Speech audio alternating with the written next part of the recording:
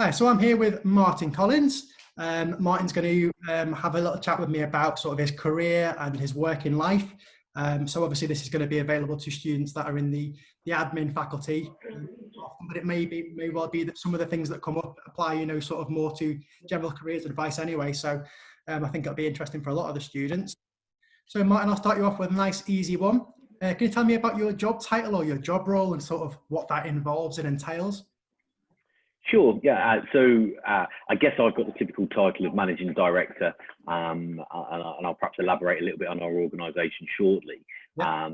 So my role is as wide and varied as a director can be. Of course, you've got your legal and fiduciary duties that you have to comply with as a director, but ultimately my responsibility goes from the maintenance of the profit and loss and the financial sustainability of the business.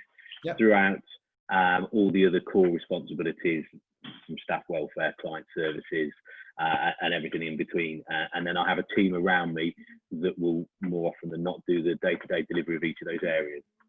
Right, okay. So if you can just tell us then a little bit more about sort of the organisation and what you actually do and deliver really. Okay, yeah. Well, it's the businesses.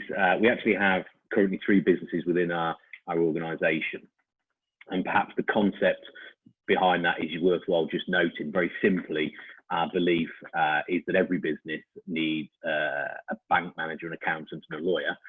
Sadly, those professions don't always serve SMEs particularly well. My background that we'll talk a bit later is I've built businesses from scratch. The most significant one I took from scratch to turning over 30 million when I sold it to a bank. And that was really the key indicator as to why we grew our business, because I realised I needed them. So what we have in the group is we have white label resources, which is a business that offers the back office solutions to our clients. So that could be credit control, bookkeeping, payroll, all those sort of perhaps often perceived as more boring things for an entrepreneur to have within his business, but nonetheless are incredibly vital. We have a business that provides funding, and so that business finance solution provides funding for all sorts of things. We work with 160 different banks, and in the past we've done everything from funding £5,000 for someone to buy a used van to start their business up, through to £10 million worth of property development and hotel support. Yep. And then we also own an accountancy practice. So we bought that so that we could really offer high level support to our clients. And then underneath all of that, we'll be shortly opening up a law firm. So again, we can give all of our clients through our services really good access to bank manager, accountant and lawyer, and then the white label business just underpinning it with all those back office solutions. And the key is allowing our clients to stick to their strengths. Yeah. So that's what we do across our businesses. And I think that sort of supports the clients in where we're at, and my position tends to go overlaying with all of them. So the day-to-day activities will be from working directly with a client and supporting them in their strategic decisions, to supporting my team or working with my business partners. Okay, great. So that sort of leads on really to what I normally ask the guests that we have on. So I suspect, obviously, as you've sort of touched on there, that there might not be a standard answer for this. But could you talk what might be a sort of typical day in your working life? Yeah, you hit it on the head. There isn't an answer to that. I'd like to say that it's a very well planned and organised approach I take to my working day. Well, that's a load of rubbish, because it turns on its head depending on our clients' requirements. So what we try and do is I try and work with my business partner across the businesses, and we'll overlay our different skills depending on what's needed in the business. But the key to all of our businesses, of course, is clients and what have you, but it's the team that work with and for me. And so I try and ensure that when I'm either in the offices of one of the specific businesses or engage with it in whatever way is appropriate in our COVID-19 lifestyles, I try and make sure that a lot of time is spent working with, supporting and understanding my team. We've got an excellent team within the business, and as we recruit, our recruitment is about the right type of person, not necessarily the right type of skills, because we believe that you'll learn the skills. So a lot of what tends to be a standard part of the day is working in and with the team. Okay. Yeah, great. Yeah, I understand. Okay, so then just to go back a little bit then in terms of sort of your progression and your path to get to this point in your career, can you tell us a little bit about your background, sort of maybe a little bit about your education and sort of the things that you've done that have led you to this point? Sure. It's an unusual one, I guess, and I suppose just popped in history. First job was at the age of 12 as a milkman, and during my school years, I did everything from being a milkman to a window cleaner to a paper boy, and selling novelty boxer shorts at school. But that's a story for another time over a pint. But when I left school at 16, I was in the first year to take GCSEs. So I left school not really able to afford taking a further education. And whilst my goal was always very much about owning my own business, that was from a very young age. What I did understand is it's probably safer to make my mistakes with someone else's money. So I didn't know what field, what industry I would end up into, and I had a job working in personnel for Next actually PLC and different bits and bobs. And by chance, I fell into a temporary job for a transport company, which I was only supposed to be there 2 weeks, and I stayed there about 8 years. And that was where my career took off, because I was able to. I love learning, so I was constantly active in what the business was doing. It was a large PLC. By the age of 21, I was relocating from Leicester to Cornwall to run the Southwest business for them. By the age of 23, I was up in Scotland fixing some problems up there. So quite early on, I got on quite a fast track career path, which was all about incredibly hard work. But it then saw me move to a large American organization for a couple of years, and I came out of there and set my first main business up when I was about, I think I was 29, and that was a business in commercial vehicle contract hire and fleet, renting trucks. I'd like to say it was a lot cleverer than that, and throughout the development of that business, we did do some really clever, slick stuff, but that's effectively what we did. Great. Okay. So, I mean, there's an awful lot there, so as you know, to unpack, isn't there? But as you say, often when we ask people about, their sort of career path and to get to where they were, I think sometimes, especially at a younger age, there's a tendency sometimes for students to think that the path is school, college, maybe go to uni, and then you get into a job, and that's how it goes. But obviously, people like yourself, it's living proof that that's not always the case. Sometimes there's a sort of winding route to get there. But so, I mean, on that note, is there anything in terms of, a lot of our students will look in the next year or two to go into the sort of the real big world of employment. Are there any sort of top line tips you would want to give, or any advice you think is worth bearing in mind when sort of starting that journey into employment? Anything you've picked up along the way that you would say has really stuck out to you? Yeah, I think one of the things I would always say to people, like, of course, so I left school at 16. I did very well with my GCSEs. Perhaps I would have benefited from some further education and a bit more formal qualifications.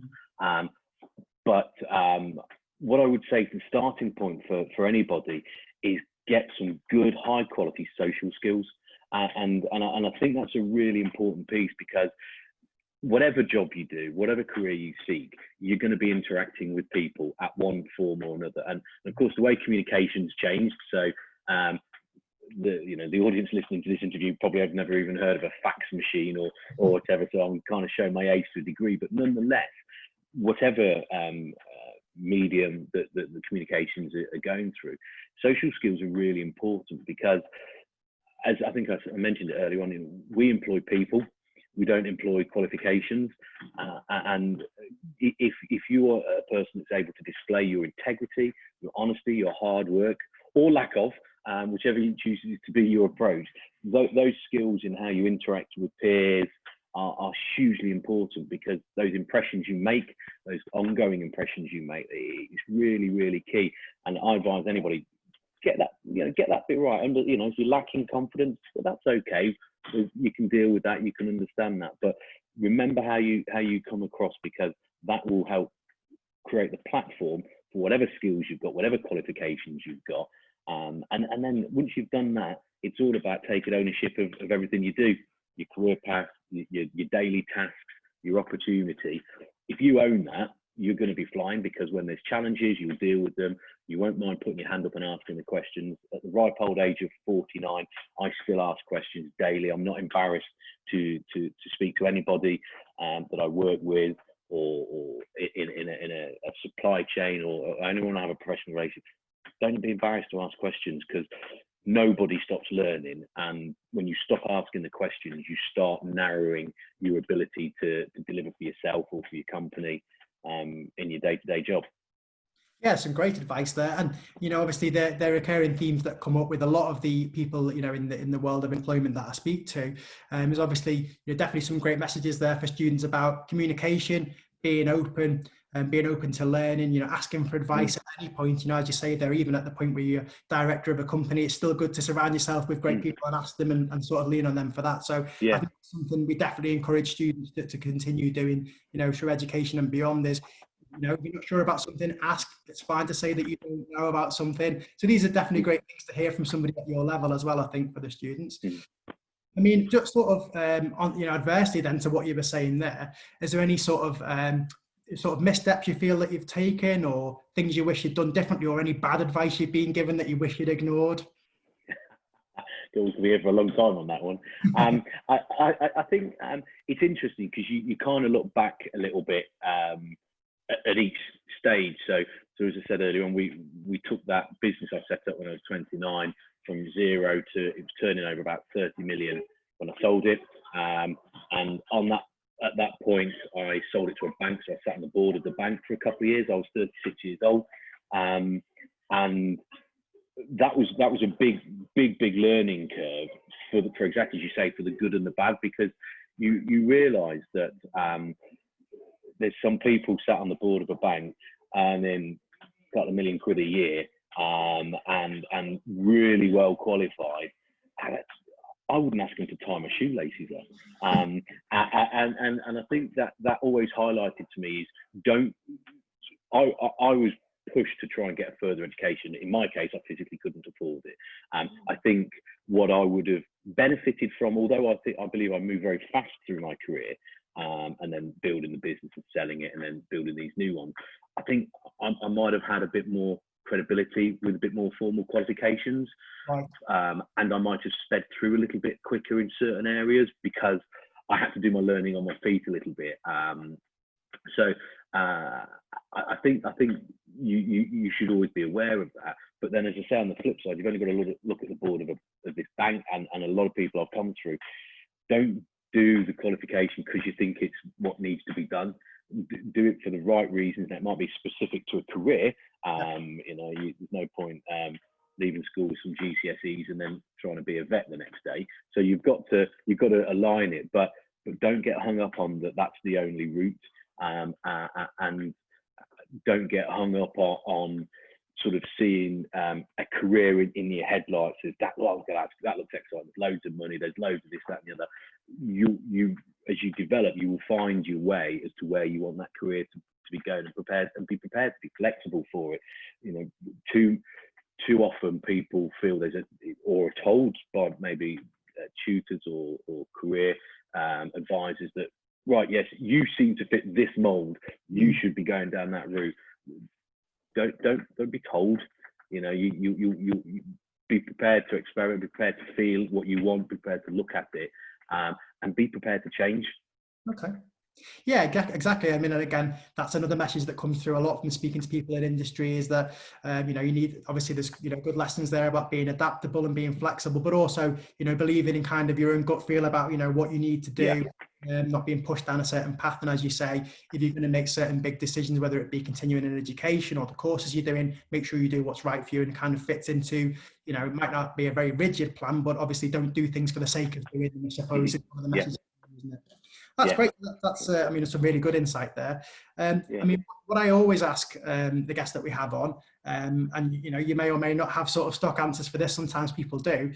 Is there anything in terms of, and as I mentioned at the top, this will mostly be, I think, relevant for our sort of business and admin students, but a lot of the messages will go further. But in terms of the sort of the industry that you're in and the role that you do, is there anything specifically you think that students would be worth looking at in terms of, say, maybe books to read, websites to have a look at? Sometimes people give us, recommendations for podcasts or YouTube channels. Is there anything like that that you think's worth keeping on top of to be, aware of how the industry is moving? Yeah, I think it's an interesting question because when you look at some of the media channels and online and what have you, there's constant stuff always billowing out, and actually some of it is a load of tripe, and some of it is fascinating. So you can spend a lot of time, and our concern with a lot of the professional areas is people trust accountants or lawyers, whatever, because they're a professional, but actually sometimes that advice is quite poor. So I would say try and keep abreast of a broad range of things. I've been in the SME sector, then I've sat on the board of a PLC, and now I'm back in the SME sector. My strength and my enjoyment is the SME sector. And I would encourage people to look at regional stuff. There's a great regional collection online, East Midlands Business Link, I think it's called. It's a daily update of little snippets of what's going on in people's businesses. Just keep looking at that, because you'll get to see what's happening out there, and then you start to see common themes as well. You start to see certain behaviours in certain industries. So I think that's important. But I think for me, if you're looking at business and business administration, technology is really, really important, because there's all sorts of software out there that help you do this, that, and the other. But businesses need software that's usable, and not just, well, we'll set up a Google Drive, or we'll do, what actually works for business. So I think as students in that area, don't shy away from just keeping on top of new pieces of software, new systems that are designed and developed for businesses, because you'll start to pick up how they operate, and that's how you want to be operating. So everything is about processes and structure, and being able to really have a clear view. Whatever you do in life, if the job you do is making a cup of tea, there's a process to making that cup of tea, and you take that mindset into the rest of your business, and then look at how that links with IT. You can then really use some relatively easy, accessible IT systems to take an awful lot of your daily work off you, but maintaining that consistency and efficiency. So when you are looking at keeping on top of things, seeing developments, the natural thing is to say, well, go and sign into Bloomberg's news feed and this, that, and the other. And of course, they'll all be interesting, but look at the advancements in technology, because you don't always see people applying technology in the way it could be applied. So if you see what's changing and developing, it will start to give you a heads up as to what to give you a chance then to sort of focus on what you're doing in your business or your role. Great, yeah. I mean, really good advice there. I mean, I think that, as you say, again, it's about sort of being, you've got to be sort of parts proactive and reactive. I think having you a little bit is, sure you're aware of what's going on, and as you say, you will start to pick up themes, and that's really good advice. So, I mean, usually, what I'll tend to do at the end to try and tie this up is, and you may have this may be one that sort of catches you cold a little bit, but what's next for you, Martin, in terms of your next moves in sort of your what you're doing at the moment, and maybe any next career moves or things you would like to develop at the moment? Yeah. Okay. Right. Well, so thanks for that. I guess having gone through the process, so I eventually exited the key business I sold in sort of 2014, and then we started to redevelop these businesses. So the next phases are some pretty big growth aspirations for the existing businesses. We've just launched a tax relief product and business, so we're looking to move that. We're developing when we talk about IT, we write all our own IT, so we've just started, which is going to be a couple of years project, but a big IT system. So if there's anybody watching who is about to find themselves progressing a career in IT and software development, let me know, because we can't find enough developers. And then the law firm next year is a real key, because launching that, it's not an easy thing to do because of the regulatory requirements.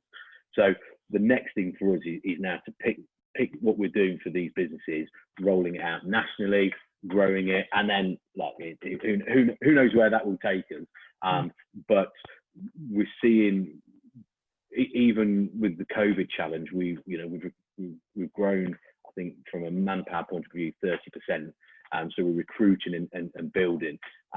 So I see our next step is to put our boot behind ourselves and see us elevate into another national business.